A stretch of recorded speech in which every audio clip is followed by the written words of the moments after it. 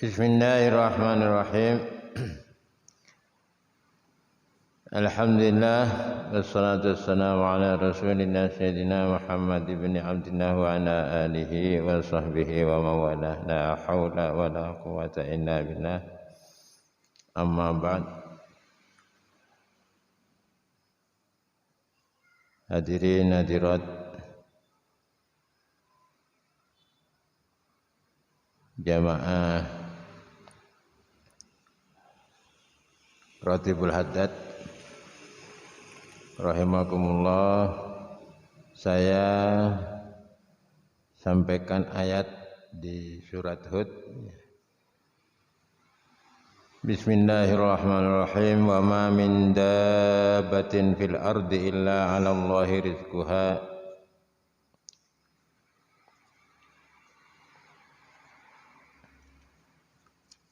wa ya'lamu mustaqarraha wa mustawdi'aha.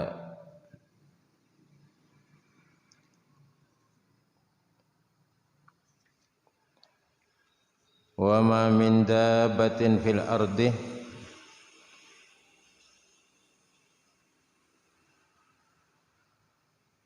dan tidak ada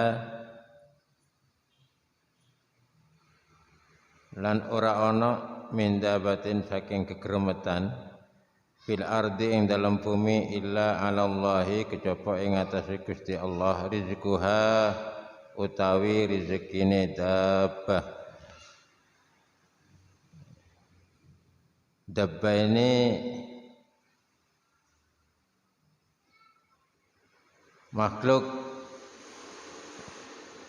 hidup di atas bumi yang bergerak. Dabbah. Jadi tidak ada makhluk hidup yang bergerak, apa saja yang bergerak di atas bumi, illa 'ala Allahi rizquha, kecuali Allah tanggung rezekinya.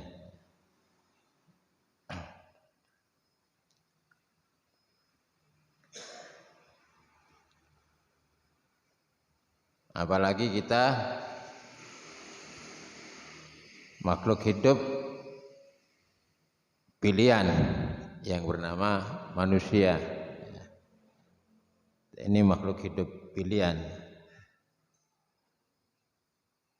Dari sekian banyak makhluk hidup Allah yang dimuliakan hanya manusia, anak cucu Adam. Wa laqad karramna bani Adamah, dan aku ciptakan, benar-benar telah aku ciptakan, aku muliakan anak cucu Adam.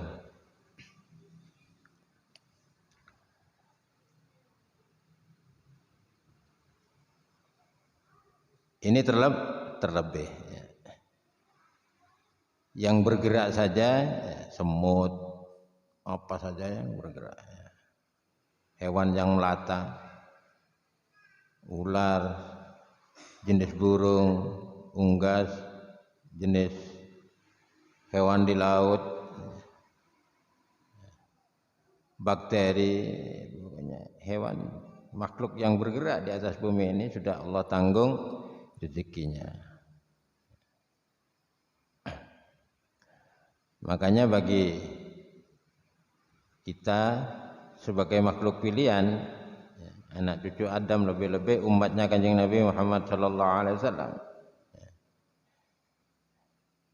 ini harus betul-betul faham, mengerti bahwa kebutuhan kita, baik kebutuhan sandang, papan, pangan, itu sudah Allah tanggung semuanya. Makanya tidak usah memasrahkan hidup ini kepada selain Allah, karena dawuhnya Syekh Hatim Al-Asam, orang memasrahkan hidup, artinya tawakal hidupnya ini ada 4 macam. Ada yang tawakal alal khalqi,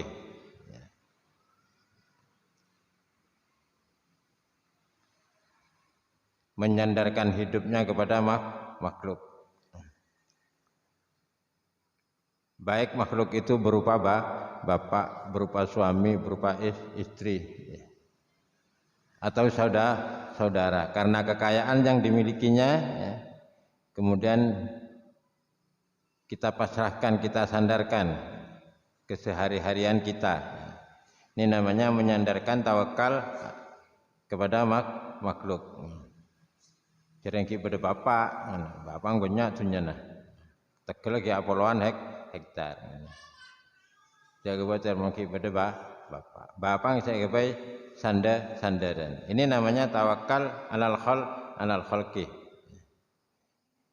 Rengpine nyandar ke salah lake mungkin ibadah lake ngana nyandar ke salah lake. Betul masalah pernikahan ini kan agar terbukanya pintu keberkahan dan juga pintu rezeki.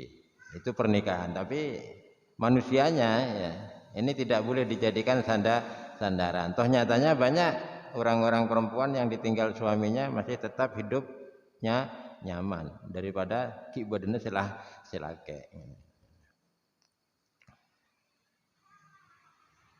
Ki jengkep bila kena kadang ki atau karan, kadang ki ada kekurangan. Begitu suaminya meninggal, ki enjoy saja, enak-enak saja, bahkan lebih cukup ketimbang waktu badene selake. Ini membuktikan bahwa semuanya Allah yang menanggung.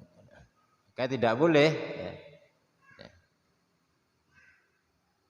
kita masrahkan hidup kita, tawakal kita itu alal khalqi, kepada makhluk. Makhluk apa saja, baik itu berupa bapak, berupa anak, nenek, saudara yang punya kelebihan harta.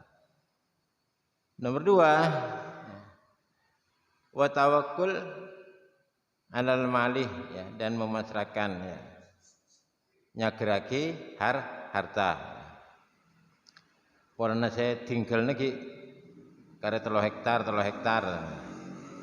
Ada yang tinggal 4 hektar, beda sekare 1 hektar. Ini namanya harta. Polana ki andi pensiunan. Ini juga tidak boleh.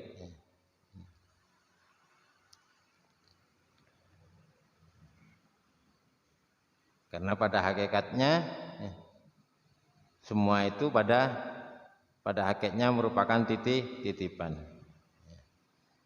Yang ketiga, wa tawakkul alam nafsih, ya. Nyageraki polana abang saya masa saya sehat ki kelara lakok, itu ndak boleh, ya.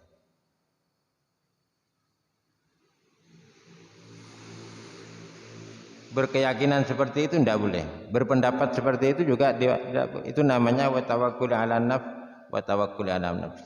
Nyagerake abang pernah sepenting beres. Mun soal rezeki kening sareen, sepenting beres. Itu pun juga termasuk tawakkul ala nafsi, memasrahkan diri, ya, menggantungkan dirinya terhadap kondisi badan. Berarti pendapat seperti itu tidak akan lama. Polana abang saya aku 1 tahun 2 tahun yang akan datang, berarti itu sudah musnah, ya. Pendapat seperti itu akan hilang dengan sendirinya, sejalan dengan bertambahnya usia. Karena semakin bertambah usia kita, maka kondisi semakin lemah. Maka berpendapat atau menggantungkan diri terhadap kondisi badan itu tidak boleh.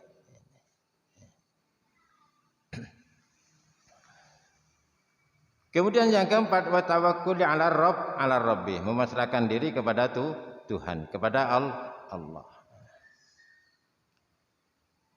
Nah, ini yang diharapkan, ya. Yang diharapkan oleh agama, kita memasrahkan kehidupan kita ini, ya, kepada Allah. Karena Allah yang sudah menjamin, wa ma min dabbatin fil ardi illa 'alallahi rizquha.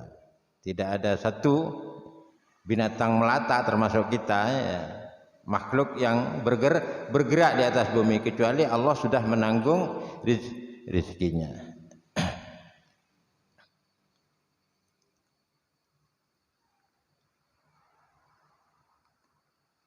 Maka dikatakan fahadhi salah satu, ya. Maka yang ketiga macam tawakal, tawakal kita kepada makhluk, tawakal kita kepada harta benda, jabatan, terus tawakal kita terhadap kondisi badan, itu semuanya termasuk tawakalnya orang-orang yang bodoh, yang kurang sadar. Wal mutawakkilu ala rabbih, sedangkan menyerahkan diri kepada Allah, kepada Tuhan, maka itu yang diharapkan oleh agama, yang dianjurkan oleh baginda Nabi Muhammad sallallahu alaihi wasallam. Maka ketika rezeki itu kita rasakan, ini kita betul-betul bisa mensyukuri rezeki yang kita nikmati dari Allah, ya. Itu ya alhamdulillah, ya termasuk asok. Tapi pada hakikatnya, ya, yang dikehendaki oleh syariat, dikehendaki oleh agama, ya, mensyukuri nikmat Allah itu tidak cukup sekedar kita membaca alhamdulillah ini kan syukurnya colok, alhamdulillah syukur colok. Jadi bagaimana menggunakan rezekinya Allah ini untuk kepentingan taat kepada Allah. Jadi kekuatannya, asupan baik itu berupa nasi, kue, ya, air yang masuk ke dalam tubuh kita menjadi sebuah energi, ya, menjadi sebuah kekuatan. Nah, kekuatan itu kita gunakan untuk taat kepada Allah, bukan malah sebaliknya kita gunakan untuk maksiat. Nah, kita gunakan untuk taat kepada Allah, itu namanya kita mensyukuri nikmat Allah. Tapi ketika kita gunakan, ya, kekuatan diri kita hasil sebuah asupan, ya, asupan dari makanan, minuman yang masuk ke dalam tubuh kita, kemudian menjadi sebuah kekuatan, sebuah energi, lalu energi itu kita gunakan untuk kepentingan taat kepada Allah, itu namanya syukur yang sebenarnya. Syukur kepi, sokona sokor, tananga sokor. Kopenga kangku ngedingaki hal-hal yang dianjurkan oleh agama, yang bisa mendatangkan pahala. Mendengarkan apa? Qiraat, mendengarkan bacaan sholawat, mendengarkan bacaan Al-Quran. Tidak sebaliknya, telinga kita gunakan untuk mendengarkan fitnah, mendengarkan ghibah, mendengarkan adu domba dan lain sebagainya, yang nilainya negatif. Jadi kita harus pandai, harus cerdas. Menjadi orang Islam itu sekarang harus cerdas. Bahkan mulai lamba kudu cerdas, bukan hanya sekarang.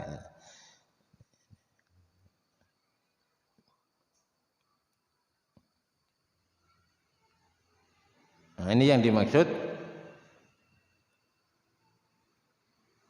jaminan yang telah disiapkan oleh Allah, kita manfaatkan bagaimana agar rezeki yang kita pakai, yang kita manfaatkan itu bisa berdaya guna. Artinya berdaya guna kita gunakan untuk melaksanakan taat kepada Allah dan menjauhi maksiat. Tapi bayangkan kalau kita tawakal kita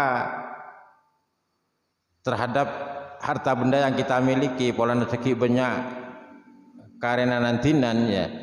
Kalau kita berpandangan sedemikian, tentu kita akan sembrono, kita kurang menjaga, karena itu menganggap orlenah bengetuah, sehingga harta itu, ya, atau pengembangan nantinan, ya, itu hasilnya akan dimanfaatkan dengan seenaknya sendiri. Karena apa? Karena tidak memikirkan bahwa itu adalah titipan dari Allah. Coba kalau kita tawakal kita itu kita kembalikan kepada Allah, ya, Tentu cara berpikir kita itu beda, karena ini rezeki dari Allah, tentunya rezeki itu kita syukuri. Bagaimana cara mensyukuri rezeki? Ya rezeki yang kita gunakan, yang kita makan, yang kita minum, kemudian menjadi sebuah energi, mendua kekuatan itu kita gunakan untuk bertaat kepada Allah, bukan malah sebaliknya. Begitu cara berpikir menggunakan rezeki dari Allah. Oh ya, titip salam dari Kak Tuan Khalilur Rahman, tidak hadir lagi, barusan ke rumah katanya. Saya pun juga diundang sebetulnya ya. Ada acara Nuzulul Quran di Balai Desa, khusus perangkat dan BPD ya. Saya sebetulnya juga diundang ya. Seandainya Pak Mudin ya, datang, saya yang datang ke Balai Desa. Berhubung Pak Mudin barusan pamit, ya akhirnya saya ndak datang ke Balai Desa. Enak mewakili beliaunya di sini bareng-bareng sampean. Acaranya buka bersama, setelah itu lanjut taraweh, kemudian diisi dengan masalah nuzulul Quran. Kan nanti ini kan nuzulul Quran tanggal 17, nuzulul Quran. Mengenang kembali saat baginda Nabi mendapatkan wahyu pertama kali. Iqra bismi rabbikal ladzi khalaq. Jadi malaikat Jibril datang menyampaikan wahyu dari Allah pertama kali. Iqra katanya, baca Muhammad. Kanjeng Nabi Muhammad, saya bukan pembaca. Saya tidak bisa membaca. Sampai dua kali, sampai 3 kali, kemudian dijawab oleh Kanjeng Nabi. Itu menandakan bahwa Kanjeng Nabi ini adalah ummi, tidak bisa baca, tidak bisa menulis. Jadi Kanjeng Nabi ini tidak bisa baca, tidak bisa menulis. Buktinya waktu diperintahkan membaca oleh malaikat Jibril, Iqra gitu. Ma'ana biqari'in, jawab baginda Nabi, saya tidak bisa membaca. Karena tidak bisa membaca, Kanjeng Nabi juga tidak bisa menulis. Kenapa demikian? Memang itu dari Allah. Agar supaya orang kafir tidak menganggap bahwa Al-Quran ini adalah tulisan Kanjeng Nabi, karya Kanjeng Nabi. Makanya Kanjeng Nabi dibodohkan oleh Allah dalam menulis dan membaca. Coba seandainya Kanjeng Nabi pintar menulis, pintar membaca, bisa jadi orang-orang kafir yang tidak percaya terhadap Islam menganggap bahwa Al-Quran ini adalah hasil karyanya baginda Nabi. Makanya Kanjeng Nabi dibodohkan dalam hal menulis dan membaca.